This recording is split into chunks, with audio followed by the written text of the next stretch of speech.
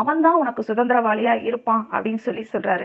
உடனே அப்புறம் என்ன சொல்றாரு, வானத்தை அண்ணாந்து பாரு, அதுல எவ்வளவு நட்சத்திரங்கள் இருக்கு, இந்த நட்சத்திரங்களை உன்னால எண்ண முடியுமா? அது எண்ண முடியாது இல்லையா? அது போல உன்னுடைய சந்ததியை நான் பெருக பண்ணுவேன் அப்படின்னு சொல்லி கர்த்தர் அங்க அவனுக்கு வாக்கு பண்றாரு. இப்போ ஆபிரகாம் கர்த்தர் சொன்ன வார்த்தைகளை அப்படியே விசுவாசிக்கிறான்.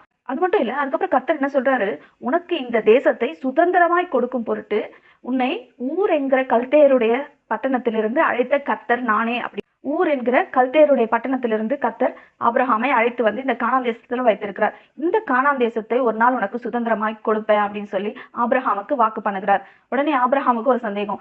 ஆபிரகாம் உடனே என்ன கேட்கிறான், இது கண்டிப்பா நீர் எனக்கு கொடுப்பீர்னு நான் எப்படி நம்புறது அப்படின்னு சொல்லி கேட்கும்போது கர்த்தர் அதுக்கும் என்ன சொல்றாரு, நீ 3 வயது கிடாரியையும் 3 வயது வெள்ளாட்டையும் 3 வயது ஆட்டுக்கடாவையும் ஒரு காட்டுப்புறாவையும் ஒரு புறா குஞ்சையும் என்னிடத்தில் கொண்டு வா அப்படின்னு சொல்றாரு. ஆபிரகாமும் என்ன பண்றாரு, இந்த கிடாரி